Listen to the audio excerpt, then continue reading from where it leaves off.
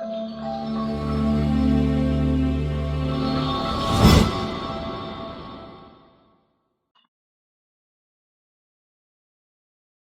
good morning everyone. Here I am Twinkle Kotwani with you all discussing today's newspaper. Welcome to Exact IAS.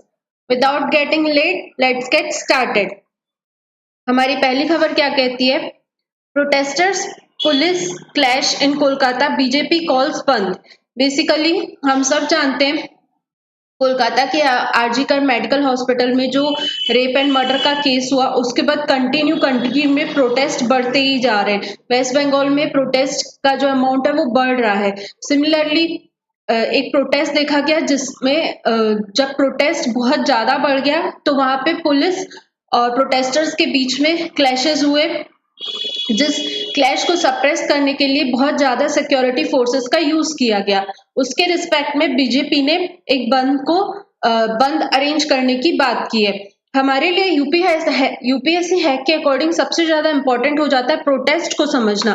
क्या हमें हमारी constitution protest करने का right provide करता है?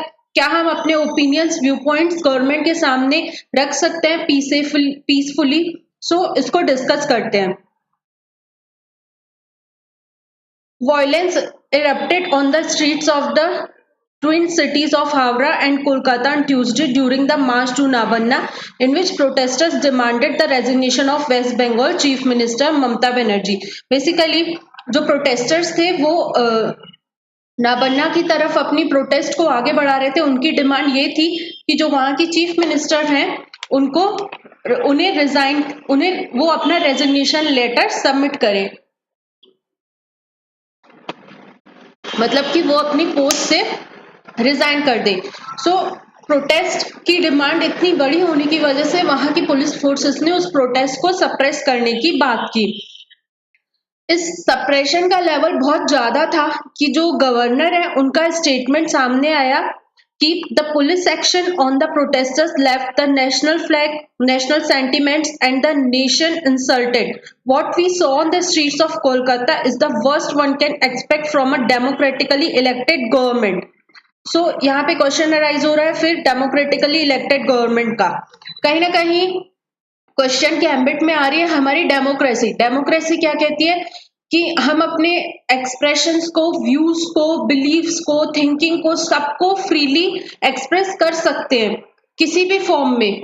बस कंडीशन जो है वो ये है कि वो एक्सप्रेशन पीसफुल होना चाहिए. सो अगर ऐसी एक्टिविटीज हो रही हैं गवर्नमेंट के साइड से या पुलिस फोर्सेस इस तरह से सप्रेस कर रही हैं तो कहीं ना कहीं क्वेश्चन मार्क अराइज हो रहा है कि क्या इंडिया की डेमोक्रेसी जो जिन बेसिक प्रिंसिपल्स पर टिकी हुई है क्या वो अभी भी फॉलो हो रहे हैं या नहीं.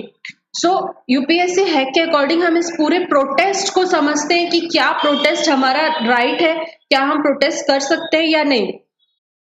Public protests are the hallmark of a free democratic society whose logical demands that the voice of the people should be heard by those in power and decisions be reached after proper discussion and consultation. अगर democracy की बात करें तो democracy की सबसे छोटी definition ही ये बताती है कि power is by the people, democracy is by the people, for the people end of the people.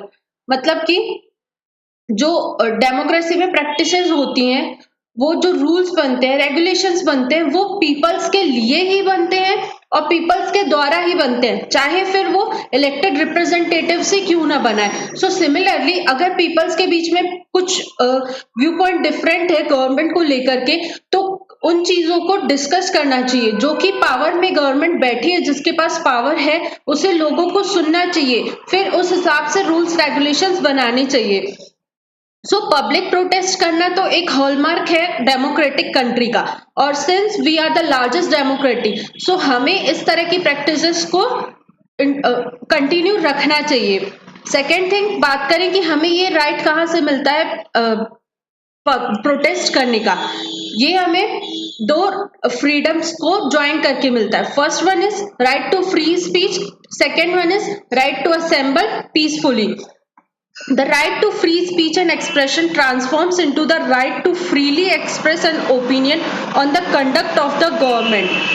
अपने ओपिनियन को रखना, अपने व्यूज को रखना गवर्नमेंट के किसी भी कंडक्ट के लिए ही हमारा जो कॉन्स्टिट्यूशन का राइट टू स्पीच है उसके अंतर्गत आता है। सेकेंड थिंग, हमें राइट मिला है कि हम किसी भी तरह से एसोसिएशंस बना सकते हैं, बस वो पीसेबल होना चाहिए और विदाउट आर्म्स होना चाहिए। सो जो प्रोटेस्टर्स हैं वो आर्म्स लेके तो प्रोटेस्ट नहीं कर रहे, दंगे फसाद करने के लिए तो जा नहीं रहे, इसलिए ये भी एक under the ambit of constitution ही आता है।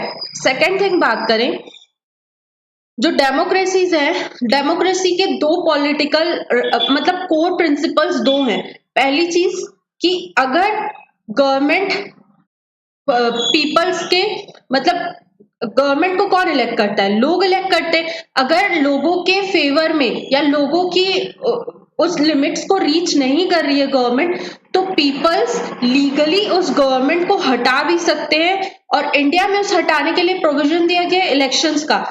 आर्टिकल 326 के थ्रू इलेक्शंस कंडक्ट करवाए जाते हैं। सिमिलरली अगर लोगों को वो गवर्नमेंट नहीं पसंद आई है तो नेक्स्ट इलेक्शन में वो उस गवर्नमेंट को हटा भी सकते हैं।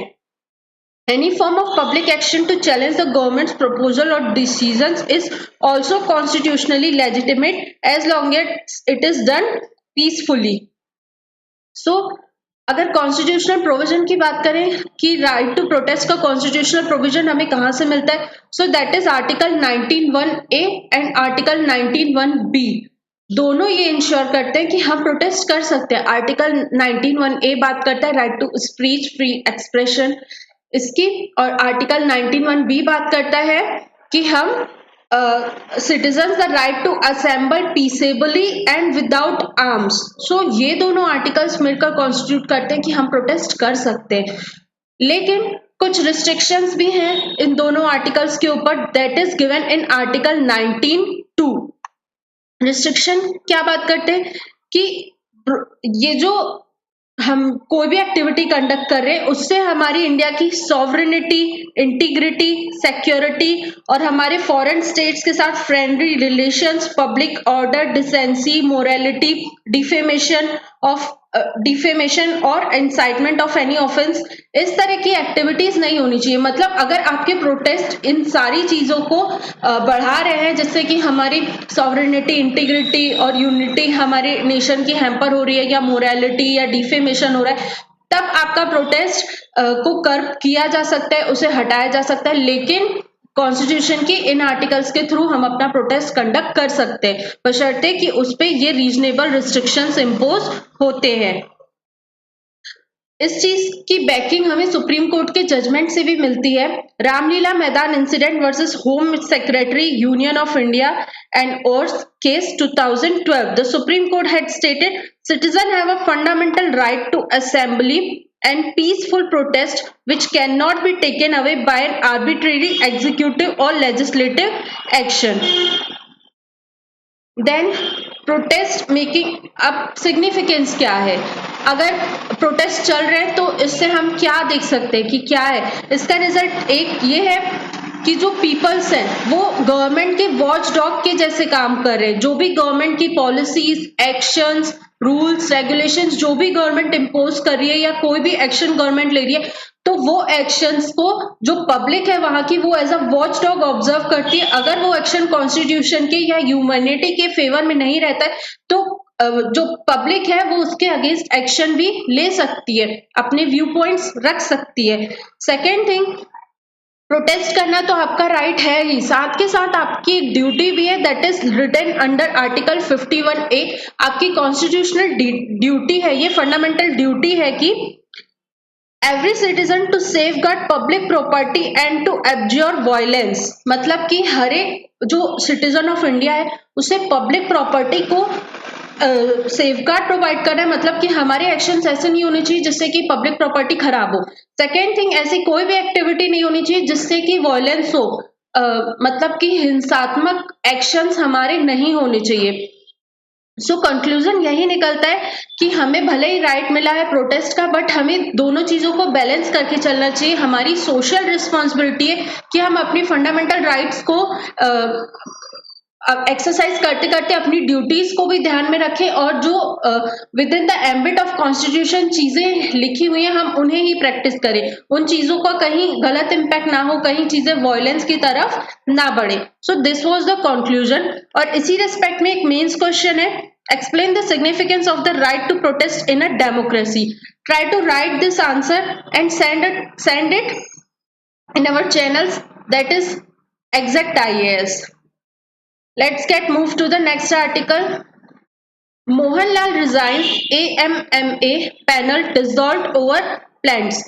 एक एसोसिएशन है that is known as the association of Malayalam movie artists. हम सब जानते हैं कि अभी रिसेंटली हेमा पैनल जो बनाया गया था मलयालम फिल्म इंडस्ट्री के अगेंस्ट, मतलब मलयालम फिल्म इंडस्ट्री में जो विमेंस के साथ हैरेसमेंट और असॉल्ट वगैरह जैसी चीजें सामने आ रही थी, उसके लिए गवर्नमेंट ने हेमा पैनल बनाया था। और उनकी रिपोर्ट सामने आने के बाद कई सारे जो बड़े बड़े लोग हैं जिनकी खिलाफ चीजें सामने आई, उन सब ने रिजाइन देना स्टार्ट कर दिया। सिमिलरली एक एसोसिएशन है मलयालम मूवी आर्टिस्ट लोग का, उनकी एक अर्जेंट मीटिंग बुलाई गई जिसके बाद उन सब ने भी अपना रेजिग्नेशन दे दिया।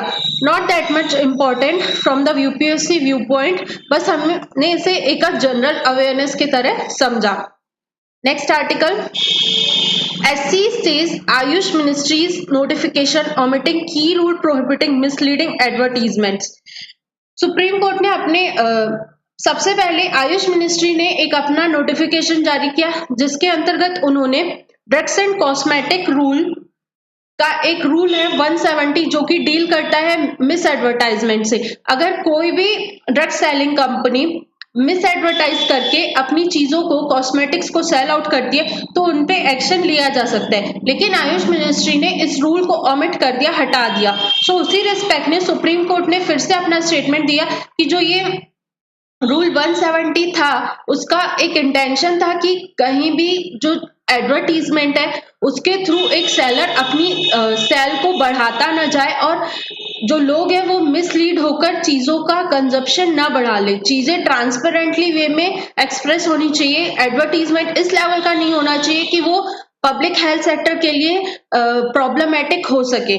सो सुप्रीम कोर्ट ने फिर से कहा है आयुष मिनिस्ट्री को कि जो ये रूल है उसे आप फिर से एड ऑन करिए।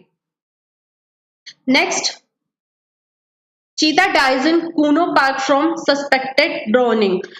हम सब जानते हैं हमारे इंडिया में चीतास जो है वो एक्सटेंट हो गए थे, बट मध्य प्रदेश के Kuno Palampur national park that is situated in the Sheopur in the northern district of Madhya Pradesh, हमने वहां पे कुछ अफ्रीकन चीतास को रीस्टैब्लिश किया। सो उनमें से एक चीता की डेथ हो गई है। सो हमारे लिए यूपीएससी हैक के अकॉर्डिंग ये इंपॉर्टेंट नहीं हो जाता है कि कौन सा चीता मरा, कौन से चीते ने कितने बच्चे दिए, ये सब इंपॉर्टेंट नहीं है। हमारे लिए इंपॉर्टेंट हो जाता है चीता, नेशनल पार्क और प्रोजेक्ट चीता। सो डिस्कस करते हैं।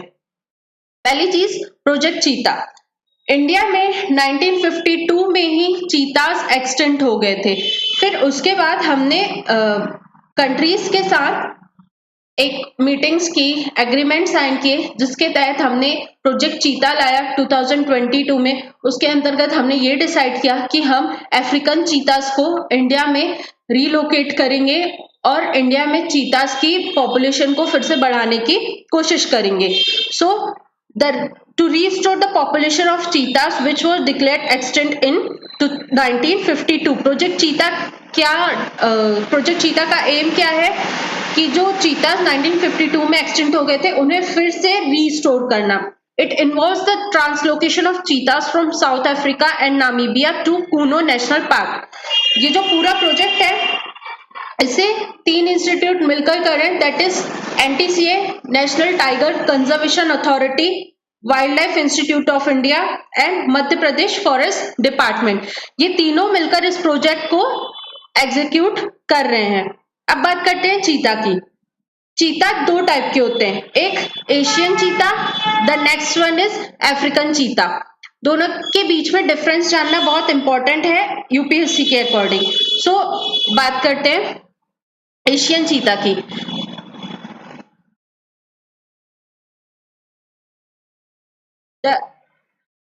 साइंटिफिक नेम जो है उनके वो ये है, ये ज्यादा इंपॉर्टेंट नहीं है हमारे लिए।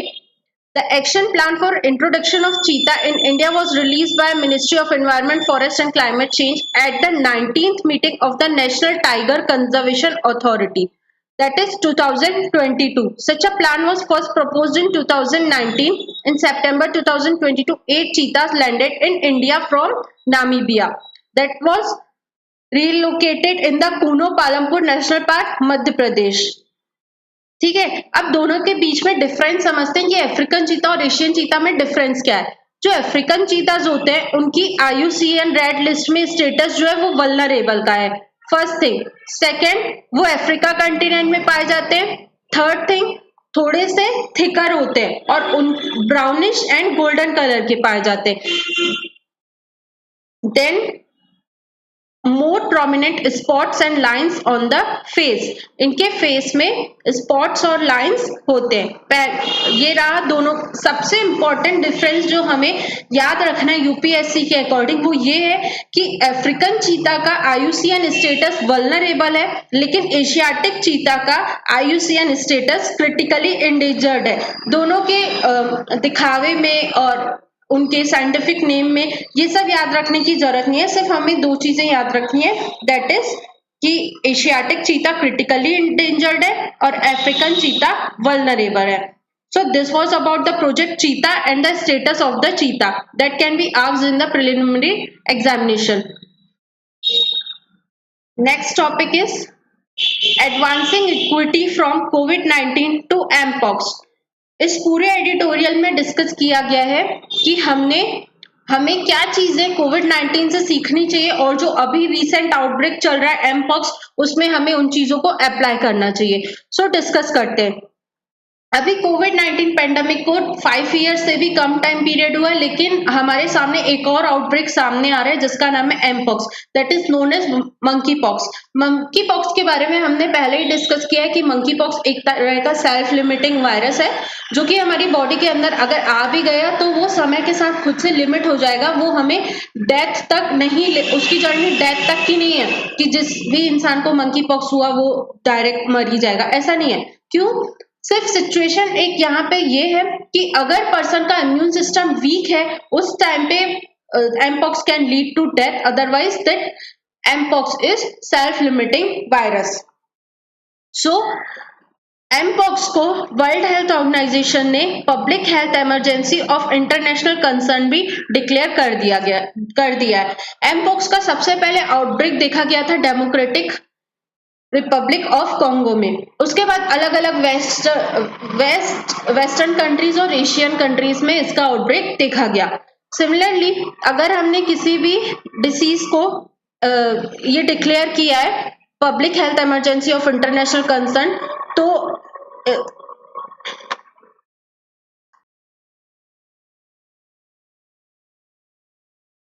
बेसिकली अगर हमने किसी डिसीज को public health emergency of international concern declare किया है तो जरूरत पड़ती है कि हम उस पर इंटरनेशनल कोऑपरेट करें, कोऑर्डिनेट करें, रिस्पॉन्सेस को, टेक्नोलॉजीज को ट्रांसफर करें आपस में, ताकि उस आउटब्रेक को हम इजिली कर्ब आउट कर सकें।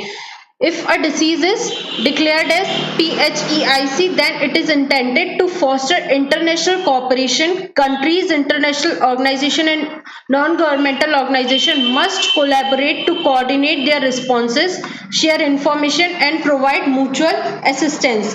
जरूरत है कि हम टेक्निकल रिसोर्सेज को आपस में शेयर करें, फाइनेंसेस को शेयर करें, फंडिंग, इमरजेंसी फंडिंग इन्वॉल्व करें, then the deployment of trained healthcare workers and provisions of medical supplies.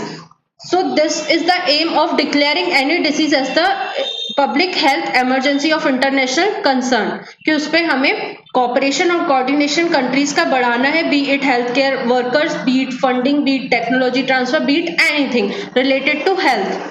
So अब बात की जा रही है कि कोविड-19 से हमें क्या सीखने की जरूरत है। कोविड-19 के समय पे हमने देखा कि जो इनएडिक्वेंसी ऑफ वैक्सीन्स है, जो ग्लोबल साउथ की कंट्रीज हैं उनमें वैक्सीन्स इतनी ज्यादा मैन्युफैक्चर नहीं हो पा रही थी, जिसकी वजह से उनकी अवेलेबिलिटी कम थी और कहीं ना कहीं आउटब्रेक बहुत ज्यादा बढ़ता जा रहा था और that was resulting in the great number of mortality deaths.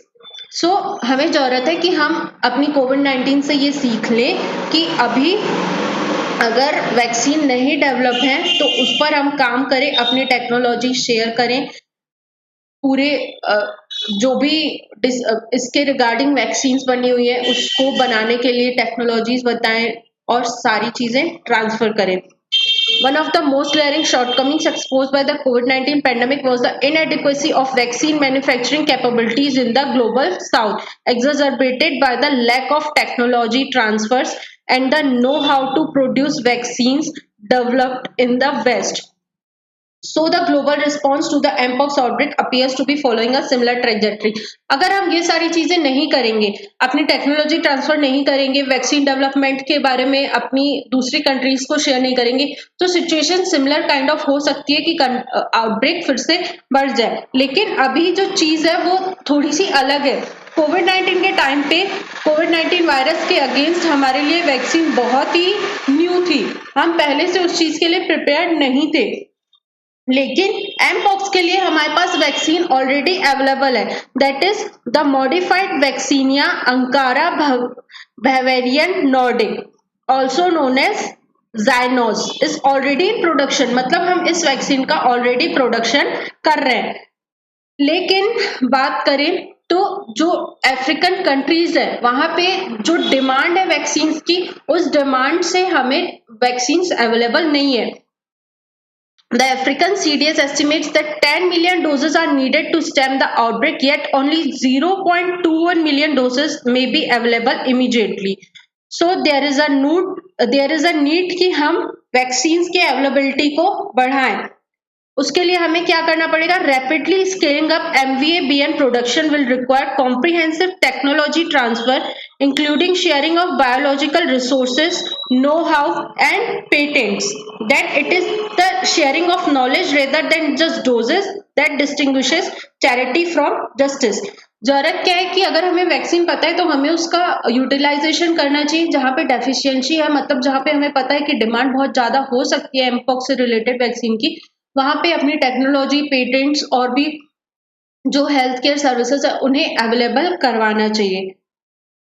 So this was about this article. ये आर्टिकल जो है वो ज्यादा इस बात पे फोकस करता है कि हमें कोविड-19 से सीख लेनी चाहिए और इवन इंडिया में भी हमें इंश्योर करना चाहिए कि इक्विटी से वैक्सीन का डिस्ट्रीब्यूशन हो, हर एक पीपल तक वैक्सीन अवेलेबल हो सके जिसे भी उसकी जरूरत है. So this was about this article. Let's get moved to the next article. India needs to develop a care ecosystem. ये पूरा आर्टिकल क्या डिस्कस करता है? इस पूरे आर्टिकल में डिस्कस किया गया है कि किस तरह से इंडिया की जो विमेन वर्क फोर्स में पार्टिसिपेशन है वो बहुत कम है, उसके पीछे के रीजंस क्या है और उसका सॉल्यूशन क्या हो सकता है. इस पूरे एडिटोरियल में ये डिस्कस किया गया है. सो डिस्कस करते हैं. A low female labour force participation rate has been focus of the bulk of the discussion around women's empowerment. According to economic survey, world average जो है विमेन्स पार्टिसिपेशन का वो है 47.88%, जबकि इंडिया में सिर्फ 37% of the womens are the part of the labour force. So उसके पीछे कई सारे रीजंस हैं, उसे डिस्कस करते हैं. A key reason for the womens low economic participation is the disproportionately high burden of care that they shoulder within the family. Womens के ऊपर अपनी घर की जो रिस्पॉन्सिबिलिटीज है या जो केयर है, be it cooking, be it providing services, be it managing the household, सारी की सारी विमेन्स के शोल्डर्स पे ज्यादा है. मतलब विमेन्स इस चीज की रिस्पॉन्सिबिलिटी ज्यादा लेती है. This ranges from child care to care to other household members including elderly, sick and disabled. अपनी चाइल्ड के साथ साथ मतलब अपने बच्चों का ध्यान रखने के साथ साथ हाउस होल्ड में जितने भी मेंबर्स होते हैं, बड़े छोटे बूढ़े बीमार, सबकी केयर का भार विमेन्स के ही ऊपर रहता है. उनको ही सब कुछ ध्यान रखना पड़ता है. टाइमली मेडिसिन प्रोवाइड करना, उनकी केयर करना, फूड प्रोवाइड करना, डॉक्टर को कंसल्ट करना, सारी चीजें जो है वो वुमेन्स के शोल्डर पर देखी गई हैं. In India, women aged 15 to 64 years spend about 3 times more time daily than men on unpaid domestic works. मतलब कि जो इंडिया की विमेन्स हैं वो मेन से 3 गुना ज्यादा काम करती हैं, मतलब वर्किंग आवर्स में ज्यादा टाइम देती हैं, फिर भी उनका जो डोमेस्टिक वर्क है वो अनपेड रहता है। This is the reason why women's involvement in the workforce, in the labour workforce is less. इसके सॉल्यूशन की बात करें, to increase women's participation in the labor force, attention is now being paid to child care। बात की जा रही है child care की। बहुत सारी विमेन्स काम पर क्यों नहीं जा पाती हैं? क्योंकि पहली चीज है उनको चाइल्ड केयर प्रोवाइड करनी पड़ती है। चाइल्ड केयर के लिए गवर्नमेंट ने ऑलरेडी कई सारी सर्विसेज स्टार्ट की, जैसे कि आंगनवाड़ी का सिस्टम।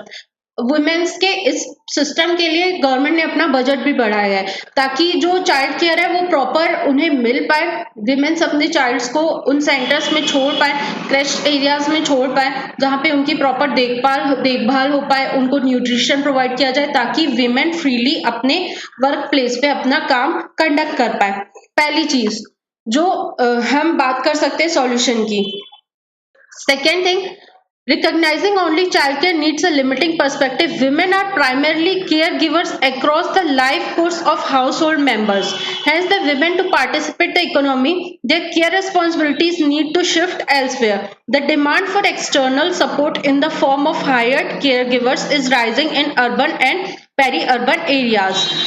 बेसिकली क्या है कि घर में चाइल्ड केयर के साथ साथ और भी पूरे हाउस होल्ड को मैनेज करना, सबको केयर प्रोवाइड करना, सर्विसेज प्रोवाइड करना भी विमेन्स के ऊपर ही रहता है। तो जरूरत है कि हम उस जो रिस्पॉन्सिबिलिटी उसे किसी और के ऊपर शिफ्ट करें। उसका सॉल्यूशन क्या आता है सामने कि हम केयर गिवर्स को हायर करें, जो इंडिया में केयर गिवर्स केयर प्रोवाइड कर सके, केयर सर्विसेज अपनी दे सके हाउस होल्ड में। लेकिन इसके लिए ड्रॉबैक क्या सामने आता है कि इसके लिए कोई स्टैंडर्ड पॉलिसीज नहीं है, फ्रेमवर्क्स नहीं है, सिक्योरिटी नहीं है। सेकेंड थिंग, कोई ऐसे रूल्स नहीं है जो इस टाइप के केयर गिवर्स को गवर्न करें। उनकी कोई ट्रेनिंग प्रोग्राम नहीं है कि उन्हें ट्रेनिंग दिया जाए कि किस तरह से आपको घरों में काम करना है या घरों में केयर प्रोवाइड करनी है। इस तरह के जो there are no minimum wage, employment standard, safety and security measure and quality standards for care by hired workers. So अगर केयर गिवर्स की बात करें तो सामने प्रॉब्लम क्या सामने आ रही है कि उनमें इस तरह की चीजों का लैक है। So अगर कंक्लूजन की बात करें तो जरूरत है कि जो ओवरलोड विमेन केयर रिस्पॉन्सिबिलिटीज है उन्हें शिफ्ट करने की जरूरत है, कि हम उस केयर रिस्पॉन्सिबिलिटी को केयर गिवर्स को शिफ्ट करें। और उसके लिए जरूरत है कि हम ऐसी पॉलिसीज लाएं, ऐसे कोर्सेज लाएं, ताकि उन्हें ट्रेनिंग प्रोवाइड की जा सके। सेफ्टी, सिक्योरिटी, एम्प्लॉयमेंट वेजेस, उनकी सैलरी, उनके अलाउंसेस, सारी चीजें रूल्स एंड रेगुलेशंस के थ्रू फ्रेम्ड हो, ताकि जो मार्केट की डिमांड है अर्बन, सेमी अर्बन, रूरल्स में जो केयर गिवर्स को हायर करने की डिमांड रेज हो रही है, उसे पॉलिसी बैकिंग मिल जाए ताकि प्रॉपर फंक्शनिंग हो पाए। So this was all about this article. अगला आर्टिकल क्या कहता है? Minister to hold meeting with trade unions today. बात की जा रही है कि जो एम्प्लॉयज हैं उन्हें इंसेंटिव प्रोवाइड करने की बात की जा रही है। साथ के साथ दूसरा जो डिस्कशन है वो है पेंशन सिस्टम पर। हमने पहले ही डिस्कस किया कि पहले ओल्ड पेंशन सिस्टम चलती थी, फिर अटल बिहारी वाजपेयी गवर्नमेंट के टाइम पे 2004 में हमने न्यू पेंशन सिस्टम लॉन्च की। दोनों के बीच में डिफरेंस ये था कि ओल्ड पेंशन सिस्टम में 100% जो मनी था वो टैक्स पेयर्स का जाता था। न्यू पेंशन सिस्टम आई, उसमें हम फंड को पूल करने लगे, थोड़ा गवर्नमेंट अपना पैसा इन्वॉल्व करती थी, थोड़ा एम्प्लॉय खुद अपना पैसा इन्वॉल्व करता था, और जो वो पूल था उसे प्रोविडेंट फंड मैनेजर जो रहता था, जो पेंशन फंड मैनेजर रहते हैं, वो अलग अलग mutual funds, government securities bills वगैरह में, कॉमर्शियल बिल्स में इन्वेस्ट करते थे। जिस हिसाब से उससे रिटर्न आता था वैसे ही पेंशन एम्प्लॉयज को प्रोवाइड की जाती थी। लेकिन अभी इसमें चेंजेस लाए गए, unified payment pension system introduce किया गया। उसके अंतर्गत जो वर्कर है, एम्प्लॉय है, उसे इंश्योर किया गया कि आपको 50% ऑफ द लास्ट सैलरी आपने आखिरी मंथ में निकाली है उसका 50% आपको इक्विवेलेंट दिया जाएगा। डियरेंस अलाउंसेस की बात की गई, उसे इन्फ्लेशन से एडजस्ट करने की बात की गई। अगर कोई एम्प्लॉय 10 साल तक कंटिन्यू गवर्नमेंट का वर्क कर रहा है तो उसे मिनिमम 10,000 एश्योरेंस दिया ही गया कि आपको इतनी सैलरी तो मिलेगी ही मिलेगी। इस सब के रिस्पेक्ट में मिनिस्टर्स जो है वो ट्रेड यूनियंस के साथ आज मीटिंग होल्ड करने वाले हैं। मीटिंग के मिनट्स आने दीजिए, फिर हम इसे और अच्छे से डिस्कस करेंगे। Next thing is India Brazil strategic partnership depend and diversified over years. हम सब जानते हैं रिसेंटली जो ब्राजील के मिनिस्टर है वो इंडिया विजिट आए हैं। Joint commission meeting, that is 9th joint commission meeting के बारे में डिस्कस करेंगे। इसी मीटिंग के दौरान हमने अलग अलग चीजें डिस्कस की। पहला जो है वो है माइग्रेशन का इशू, जो ब्राजील ने अभी माइग्रेंट्स को अपने एयरपोर्ट पे ही रोक दिया था, उन्हें अपनी कंट्री में एंट्री नहीं दे रहे थे, उसको लेकर डिस्कस करेंगे। अपने ट्रेड को लेकर बढ़ाने की बात करेंगे कि जो इंडिया ब्राजील का ट्रेड है वो जो 10 to 15 बिलियंस के बीच में लाया कर रहे हैं उसे और ज्यादा एक्सपेंड करने की बात की जा रही है। साथ के साथ अभी G20 की जो मीटिंग ब्राजील में हेल्ड होने वाली है उसके ऊपर भी डिस्कस करेंगे। G20 के ट्रायोका के फॉर्म में, मतलब कि ट्रायोका मतलब 3 कंट्रीज ऐसी हैं जिसने पिछले साल, जो इस साल और जो नेक्स्ट ईयर G20 की प्रेसिडेंसी होल्ड करेगी, उन 3 कंट्रीज को बोला जाता है ट्रायोका। सो अभी जो ट्रायोका है वो है इंडिया, ब्राजील और साउथ अफ्रीका के हाथ में। तीनों नेशंस डेवलपिंग है, तीनों नेशंस ग्लोबल साउथ के पार्ट है। सो इन तीनों का मकसद है कि हम ग्लोबल साउथ की वॉइस को ऊपर रखें, क्लाइमेट चेंज की बात करें, डेवलपिंग इश्यूज को सॉल्व करें। इन सबको लेके G20 में क्या क्या डिस्कशंस होने वाले, सारी चीजें जो इंडिया और ब्राजील की जो ज्वाइंट मीटिंग हो रही है उसके अंतर्गत डिस्कस किया गया। इसको और भी ज्यादा डेवलप होने दीजिए, फिर हम इस आर्टिकल में और चीजें डिस्कस करेंगे। The next thing is CDSCO grants approval for making RT-PCR testing kits to detect mpox in India. As already discussed, mpox एक लिमिटिंग वायरस है जो उसका आउटब्रेक अभी देखा जा सकता है। उसी चीज में CDSCO, that is central drugs standard control organization, ये ऑर्गेनाइजेशन इंडिया के लिए एक national regulator in the health sector का काम करती है। मतलब कि पूरी जो भी रेगुलेशंस है ड्रग्स को लेकर के, कॉस्मेटिक्स को लेकर के, उसके अंतर्गत जो नेशनल एजेंसी है वो CDSCO है। यही नए ड्रग्स की टेस्टिंग करती है, उनको अप्रूवल प्रोवाइड करती है, स्टैंडर्ड्स को सेट करती है, किसी भी चीज को लिमिट करती है। ये जो CDSCO है ये ministry of health and welfare के अंतर्गत काम करती है। ये हमारी इंडिया की नेशनल एजेंसी है रेगुलेट करने के लिए ड्रग्स को। ड्रग्स एंड कॉस्मेटिक्स एक्ट के अंतर्गत ये CDSCO वर्क करती है। So this was all about this article. Then next, automakers to offer discount for scrapping old vehicles. हम जानते हैं इंडिया में स्क्रैपिंग पॉलिसी आई है, जो व्हीकल्स 10 साल या 15 साल से ऊपर यूज किए जा चुके हैं, पब्लिक व्हीकल्स और पर्सनल व्हीकल्स, उन्हें स्क्रैप करने की पॉलिसी आई है कि हम उसे उस टाइम पीरियड से ज्यादा नहीं यूज कर सकते, क्योंकि जो उनके इंजन है, जो उनके अंदर के प्रोडक्ट्स हैं, वो इतने ज्यादा यूज हो चुके होते हैं कि उन्हें स्क्रैप करने की जरूरत रहती है, ताकि वो एनवायरनमेंट के जो स्टैंडर्ड्स हैं उनके साथ मैच करें, कहीं एनवायरनमेंट को और ज्यादा नुकसान ना पहुंचाएं, हमारे क्लाइमेट चेंज को और भी ज्यादा इंक्रीज ना करें। सो ऑटो मेकर्स जो हैं उन्होंने ऑफर किया है डिस्काउंट रेट्स की, अगर आप अपने ओल्ड व्हीकल्स को लाएंगे तो हम उस पर आपको डिस्काउंट देंगे। सो हमारे लिए जरूरत थी स्क्रैपिंग के बारे में जानने की और उसके पीछे का रीजन की जानने की कि हम स्क्रैपिंग क्यों कर रहे हैं, to comply with the environment. So इस पॉइंट को आप अपने मेंस आंसर राइटिंग में इंक्लूड कर सकते हैं कि स्क्रैपिंग का क्या बेनिफिट हो सकता है, या फिर जब एनवायरनमेंट की बात की जाए कि आप क्लाइमेट चेंज को कैसे कंट्रोल करेंगे, उस वक्त भी आप इस पॉइंट का यूज कर सकते हैं। सो this was all about today. Thank you so much, hope you all like this session. इस तरह के और इंटरेस्टिंग सेशन से बने रहने के लिए एग्जैक्ट IAS के चैनल से जुड़िए, हमारे इंस्टाग्राम पेज, टेलीग्राम पेज को लाइक करिए, यूट्यूब के चैनल को सब्सक्राइब करिए, ताकि आपको जल्द से जल्द हमारी जो भी चीजें पोस्ट की जा रही है वो आपको मिले और आपको हेल्प हो सके UPSC को क्रैक करने में। Thank you so much.